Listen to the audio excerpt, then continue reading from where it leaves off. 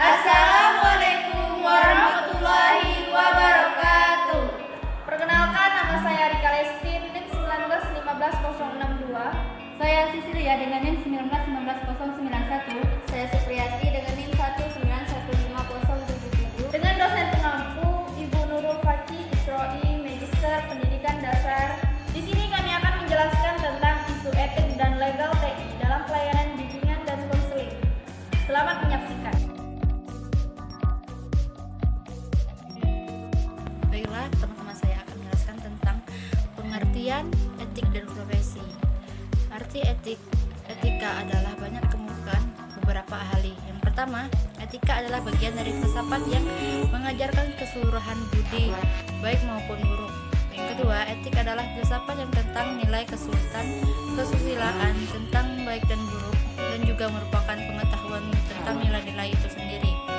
Yang ketiga, etika ialah studi tentang tingkah laku manusia, tidak hanya menentukan kebenaran sebagaimananya, tetapi juga menyelidiki manfaat atau kebaikan dari seluruh tingkah laku manusia.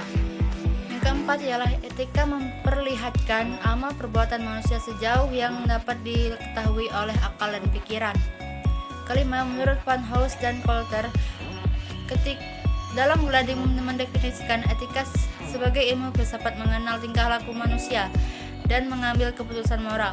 Mengacu pada arti kata profesi, maka tidak semua pekerjaan dapat dikatakan profesi. Profesi adalah pekerjaan yang dilakukan sebagai kegiatan pokok untuk menghasilkan nafkah dan hidup yang mengandalkan keahlian. Dapat disimpulkan bahwa profesi itu adalah bidang pekerjaan yang memerlukan keahlian tertentu yang memperoleh melalui pendidikan tertentu dan dapat mengaku serta pembayaran yang pekerjaan tersebut. Selanjutnya, menurut Van House dan Coulter, dalam Glading ada 3 alasan kode etik profesi diperlukan, yaitu 1. Kode etik memerlukan profesi dan pemerintah.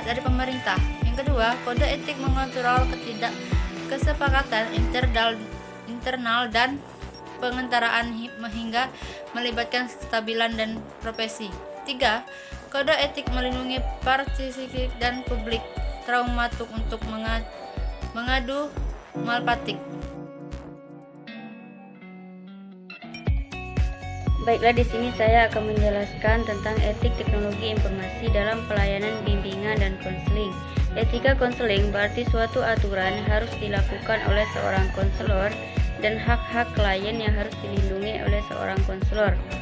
Etika dapat diartikan sebagai jaminan bahwa konselor bertanggung jawab atas kegiatan bimbingan dan konselingnya.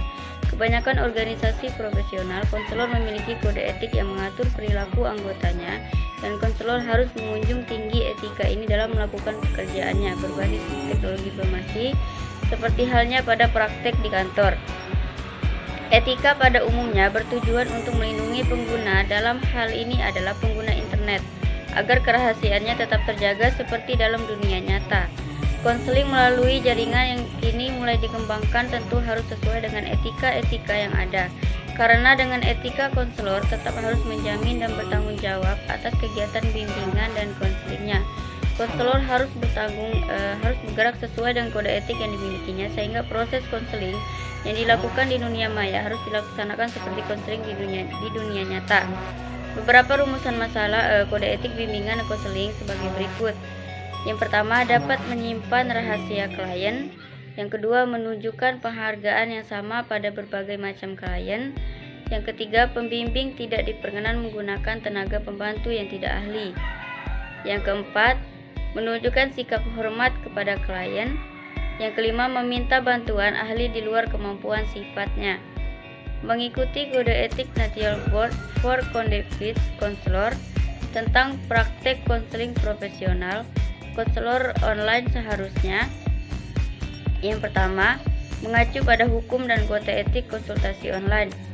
Yang kedua, memberitahukan klien tentang metode yang dipakai untuk membantu keamanan komunikasi klien, konselor, dan pengawas. Yang ketiga, dalam situasi yang sulit, dianjurkan untuk memperjelas identitas konselor atau klien. Hindari atau hati-hati dengan kemungkinan penipuan, misalnya dengan menggunakan kode kata-kata, huruf, dan grafik. Yang keempat, Jika diperlukan izin dari pusat atau pengawas dalam penyediaan jasa web konseling untuk anak kecil, periksa identitas pemberi izin tersebut. Yang kelima, ikuti prosedur yang sesuai dengan informasi yang diterbitkan untuk membagi informasi klien dengan sumber lain. Yang keenam, mempertimbangkan dengan matang tingkat penyikapan pada klien dan berikan penyikapan yang rasional juga oleh konselor. 7. Menyediakan link ke situs lembaga sertifikasi dan badan perjanjian yang sesuai dengan memfasilitasi perlindungan klien. Yang terakhir, menghubungi National Word Conflict Counselor atau badan perizinan milik pemerintah tempat klien tinggal untuk mendapatkan nama atau setidaknya satu konselor yang dapat dihubungi di daerah tempat tinggal klien. Yang ke-9, mendiskusikan prosedur kontrak antara klien dan konselor ketika sedang offline.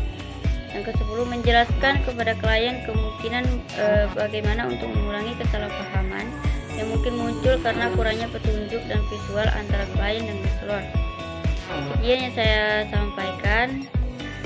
Wassalamualaikum warahmatullahi wabarakatuh.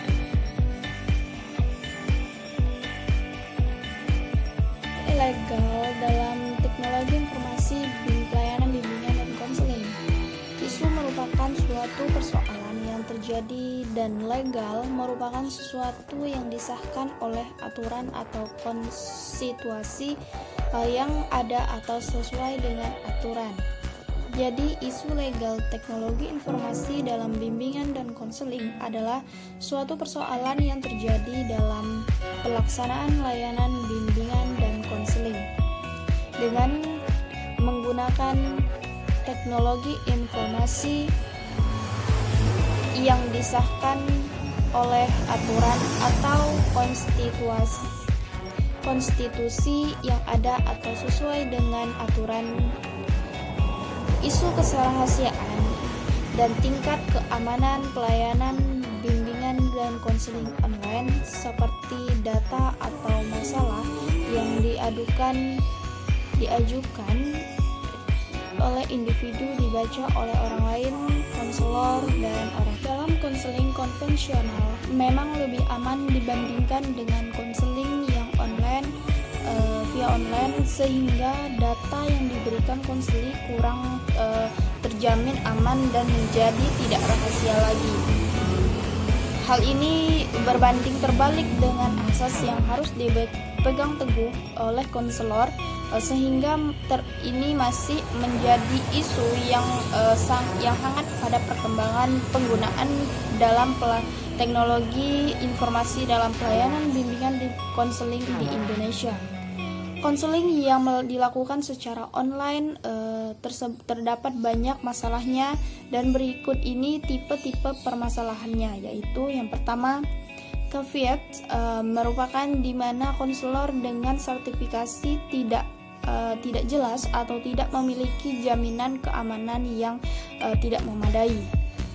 Yang kedua, closet merupakan konselor yang sudah tidak menggunakan situsnya untuk melakukan konseling online, akan tetapi masih tetap online untuk keperluan lain dan juga tidak pernah melakukan updating secara berkala.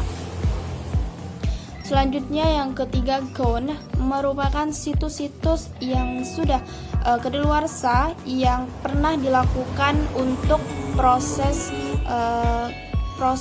konseling online yang sudah ditutup. Selanjutnya menjelaskan tentang isu permasalahan bahasa dan budaya ketika melakukan pelayanan bimbingan dan konseling online, dikarenakan layanan BK via online tidak mengenal letak geografis dan waktu, maka tidak menutup kemungkinan bahwa konseling mendapati konseling lintas budaya dan bahasa. Hal ini dapat bermasalah jika konselor tidak dapat memahami seluruhnya tentang bahasa dan budaya konseling, sehingga terjadi miscommunication antara konseling dan konselor. Alhasil, pelayanan bimbingan dan konseling pun tidak menghasilkan hasil yang tidak memuaskan bagi konseli. Isu kompetensi konselor dalam menggunakan teknologi informasi dalam melayani konseli, yaitu konselor terkadang belum banyak menguasai teknologi informasi, dan permasalahan ini sangat klasik terjadi, yaitu konselor yang gagap teknologi sehingga konselor tidak dapat melakukan pelayanan berbasis teknologi informasi. Itu saja yang bisa saya jelaskan. Terima kasih. Wabillahi taufik wal hidayah. Wassalamualaikum warahmatullahi wabarakatuh.